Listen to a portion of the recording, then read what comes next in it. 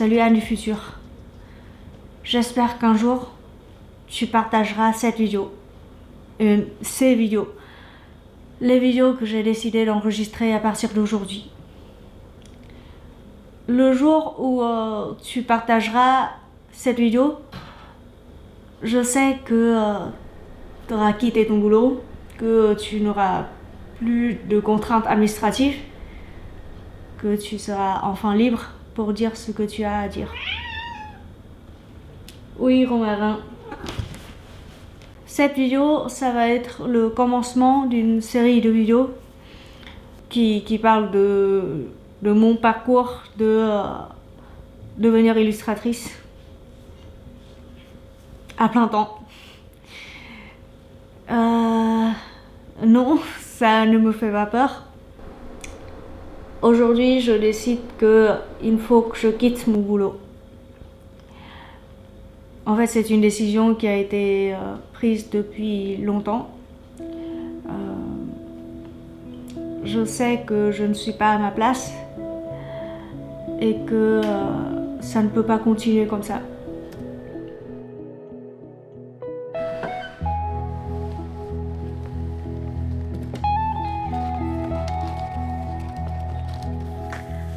Je suis née dans les années 90, au Vietnam. Mon prénom, Anne, signifie sérénité. C'était sûrement le souhait de mes parents pour leur enfant à l'époque. Car, aussi loin que je me souvienne, ils ont tout fait pour que je puisse avoir une vie sereine. Et moi, de mon côté, j'ai tout fait pour qu'ils soient fiers de moi. C'est comme ça que je me suis retrouvée avec 5 ans d'études supérieures en France, un diplôme d'ingénieur et un CDI dans la sécurité ferroviaire. Si j'avais toute la vie de rêve que mes parents m'avaient conseillée, j'étais loin de cette fameuse sérénité qui m'était destinée. Si tu détestes ton travail, tu détestes la majorité de ta vie. A priori, on passe un temps important au travail, qu'on soit salarié ou entrepreneur, à moins d'être rentier. Donc, à mon avis, c'est plus intéressant d'y trouver un épanouissement. Cela vient plus largement questionner les attentes et les besoins de chacun et le rapport de chaque individu au travail. Pour certains, le travail, ça peut être un moyen d'acquérir une position sociale. C'est ce qu'on a pu voir dans les générations, nos parents, nos grands-parents, avec la notion d'ascenseur social. Pour certains, le travail, ça peut être un moyen de développement personnel, d'acquisition de nouvelles connaissances, compétences. Pour d'autres, le travail, ça peut être un moyen d'avoir une utilité sociale.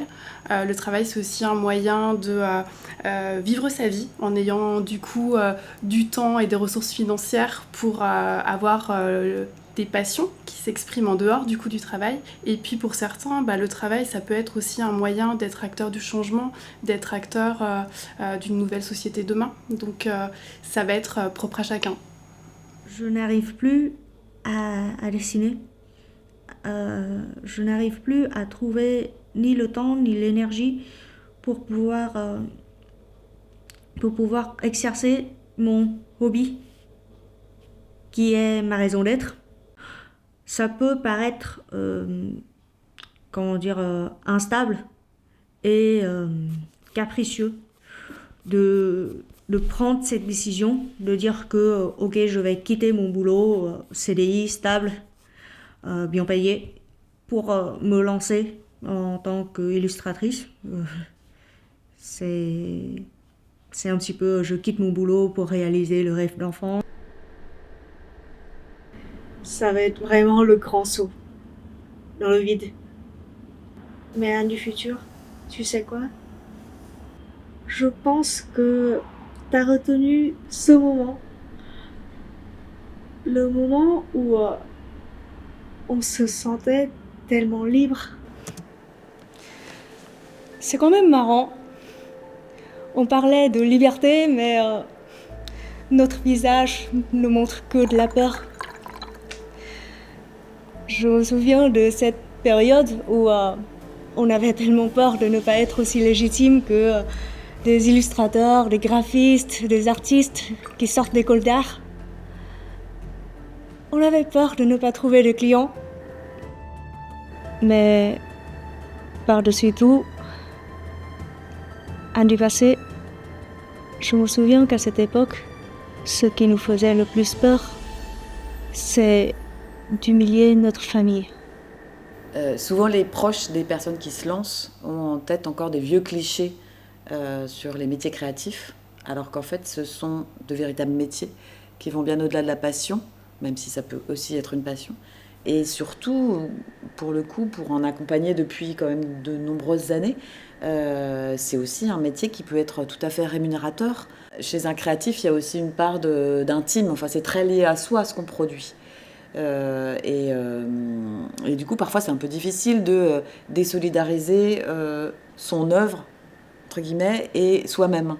On n'ose pas forcément franchir le pas de se dire que ça pourrait être un vrai métier et qu'on pourrait en vivre confortablement. Et parfois, on en reste à avoir un travail alimentaire et puis à faire ça à côté.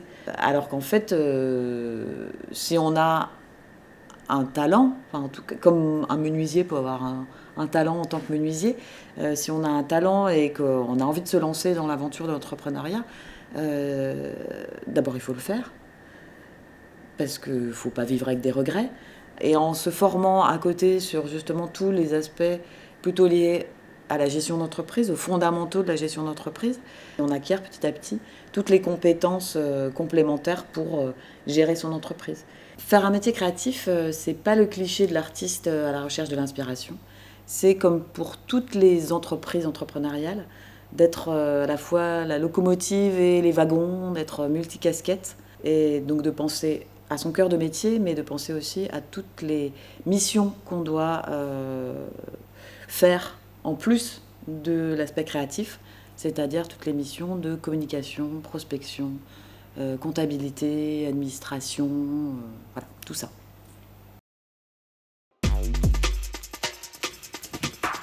À cette époque-là, on menait 2 vies. Le jour, notre boulot à temps plein nous consumait à petit feu. Mais heureusement, le soir venu, on revivait. Chaque retour à la maison était l'occasion de plonger dans nos illustrations et de perfectionner notre art. Forcément, ce rythme effréné nous a joué des tours. Si dans la tête, on avait presque tout d'une artiste, le corps, lui, ne fait jamais semblant.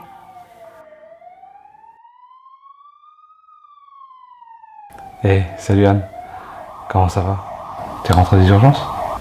Anne, s'il faut te reconstruire de zéro, c'est maintenant, avant que t'aies des enfants ou un prêt immobilier. De toute façon, ta famille aura toujours des attentes envers toi, ça s'arrêtera jamais.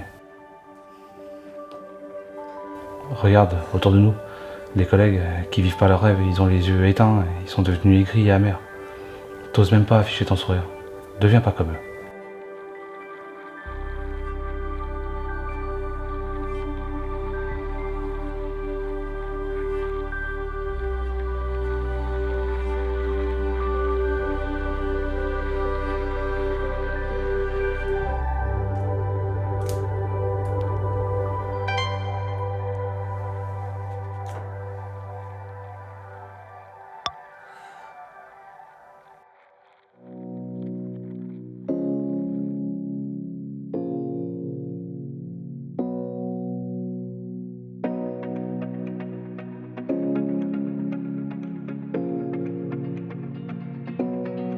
C'est l'histoire d'une poussière voulant devenir pierre, précieuse qui reflète la lumière. D'abord enfermée sur elle-même, ce quotidien qu'elle mène, il est loin de son rêve. Contenter et plaire à son monde, choix de sécurité, confortable et commode. Ouais, c'est vrai que ça rassure la famille, l'entourage et les proches, mais au fond on s'emmerde. Petit grain de sable se met en quête de sens à sa vie et de quintessence. Y'en a ras-le-bol de cette période d'essai. Chef, arrêtez ce train fantôme, elle veut descendre. Elle veut voir le monde au-delà des limites, partager son art et vivre une vie unique. Faire fleurir son arbre quelle que soit la saison, peu importe la raison, faut que tout s'illumine. Y'a toujours des murs, des montagnes à gravir pour atteindre ses rêves et qu'enfin on respire. Et rien n'est plus fort que de pouvoir les atteindre. C'est ça qui nous tient, c'est pour ça qu'on espère. S'emplir d'ambition, c'est comme nourrir son âme. Écouter l'enfant qui sommeille en soi-même. Pourquoi se mentir avec les vies qu'on a? On veut prendre ce qu'on mérite et respecter ce qu'on est.